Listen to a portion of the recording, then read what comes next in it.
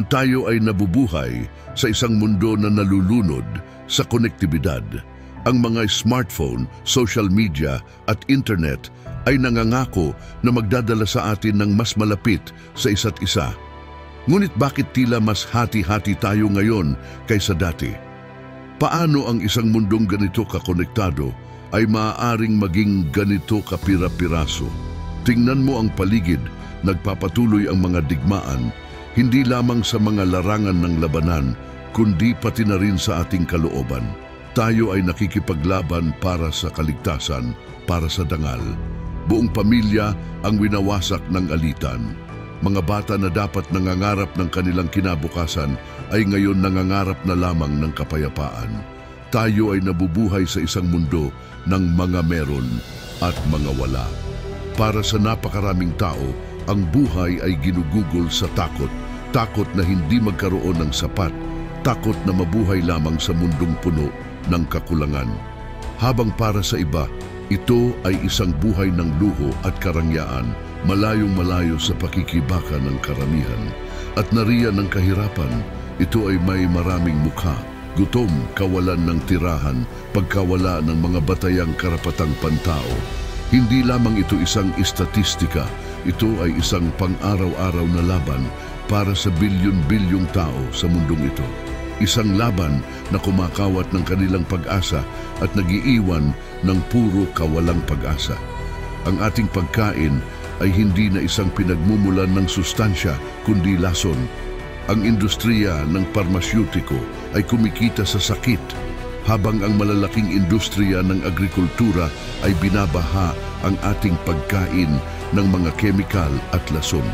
Ang dapat na sumuporta sa atin ay dahan-dahang pumapatay sa atin habang tayo ay pinakakain ng kasinungalingan at lason na nagkukubli bilang nutrisyon. At huwag nating kalimutan kung paano natin tinatrato ang mga hayop. Sa halip na respeto, tayo ay nagtatag ng isang sistema na nakabatay sa kalupitan. Ang mga hayop ay tinitingnan bilang mga kalakal lamang, isiniksik sa mga kulungan, pinahihirapan at kinakatay ng walang pakialam sa kanilang buhay, sakit o dangal. Ang kanilang pagdurusa ay nakatago sa atin, ngunit ito ay totoong nangyayari. Ngayon, tayo ay labis na hati ayon sa mga estado, nasyon, imigrante at hindi imigrante, lahi, partidong politikal at libu-libong iba pang mga label. Ang mga pagkakahati na ito ay sinisira ang ating pagkatao bilang mga tao. Sa halip na pagkakaisa, hinayaan nating ang mga hangganan, ideolohiya at label ay magtayo ng mga pader sa pagitan natin. Ang ating mga gobyerno at institusyon na orihinal na dinisenyo upang maglingkod sa atin, ngayon ay naging ating mga amo. Kontrolado ng mga di nakikitang puwersa, ginagamit ang mga ito hindi para sa ating kapakanan, kundi para sa kapangyarihan, pera, digmaan at pagkaalipin. Ang mga sistemang dapat ay magprotekta at magbigay lakas sa atin ay naging mga kasangkapan ng pang-aapi at kontrol.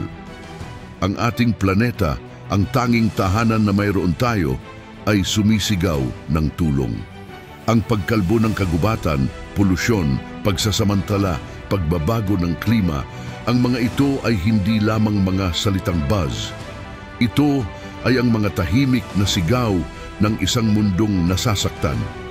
Bawat punong pinutol, bawat ilog na nalason, bawat species na nawala ay isang bahagi ng atin na nawala magpakailanman.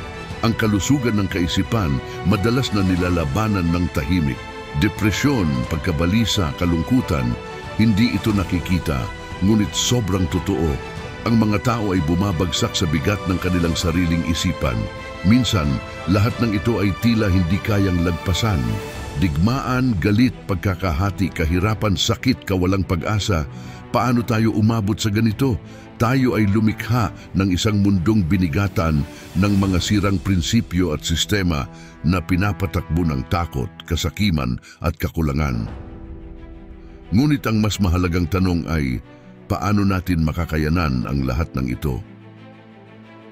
Ang sagot ay nagsisimula sa iyo.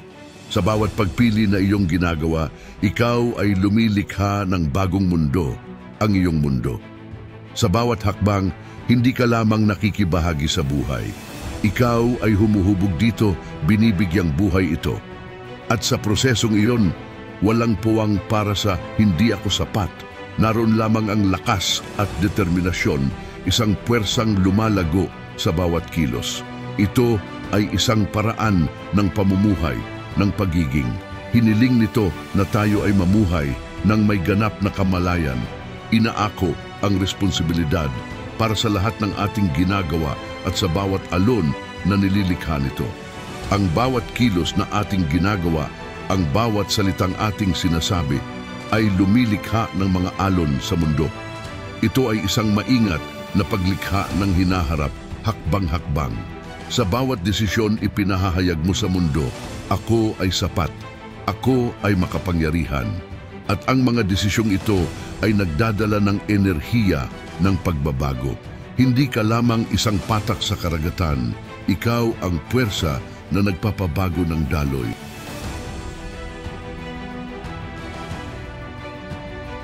Paano natin mapapakinabangan ng mga alon mula sa bawat isa upang magdala ng pagbabago sa pandaigdigang antas?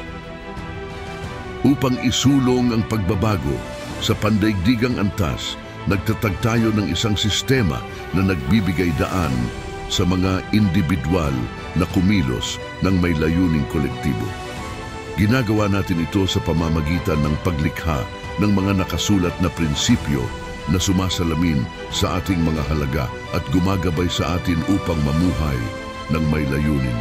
Ang mga prinsipyong ito na hayagang ipinahayag sa buong mundo ay nagkakaisa sa atin at nag-aanyaya sa iba na sumali. Mas mahalaga, nagsisilbi ang mga ito bilang mga kasangkapan upang maipakita ang pagkakahanay ng ating mga organisasyon, institusyon at pamahalaan sa ating mas malalim na layunin. Ang nagsisimula bilang isang kilos ng isang individual ay nagiging isang puwersang kolektibo. Ang mga prinsipyong ito ang nagiging gabay para sa pananagutan at mulat na paggawa ng desisyon. Habang mas marami sa atin ang nag-aangkin ng mga prinsipyong ito, napagtatanto natin ang kapangyarihan ng pagkakaisa at pagpili. Ang bawat pisong ating ginagastos, bawat boto nating ibinibigay ay humuhubog sa mundong nakapaligid sa atin.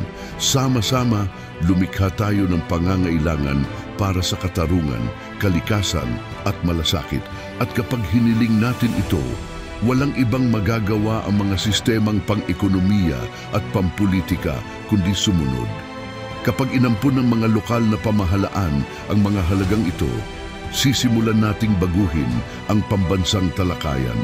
Ang mga kandidato para sa mas mataas na posisyon ay hindi lamang tumatakbo para sa kapangyarihan, tumatakbo sila para sa pagbabago. Matutuklasan natin ang mga kandidatong handang lumagda sa mga prinsipyong ito, nangakong ipapatupad ang mga ito sa sandaling mahalal. Ang mga kandidatong ito ay ipapakilala sa mga komunidad na magbibigay daan sa mga botante na gumawa ng mga tamang pagpili.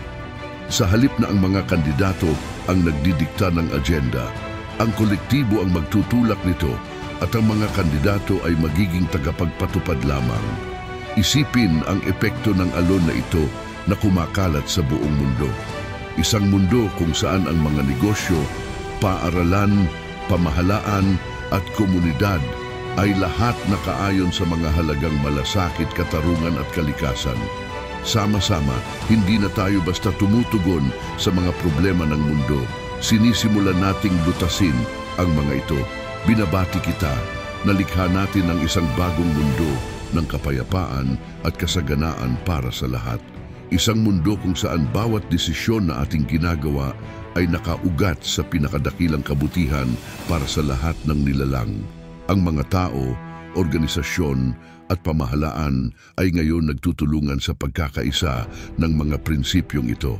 Hindi na tayo pinapatakbo ng takot at kakulangan. Pinapatnubayan tayo ng malasakit, katarungan, kalikasan at kasaganaan. Sa pamumuhay sa mga prinsipyong ito, hindi na natin hinahayaan ang kawalang katarungan na magpatuloy.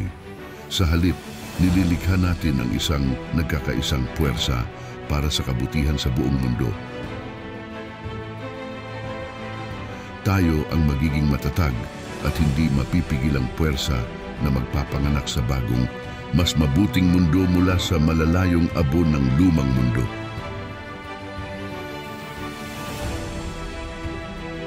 Bisitahin ang manifestoforabetterworld.org at maging pagbabago.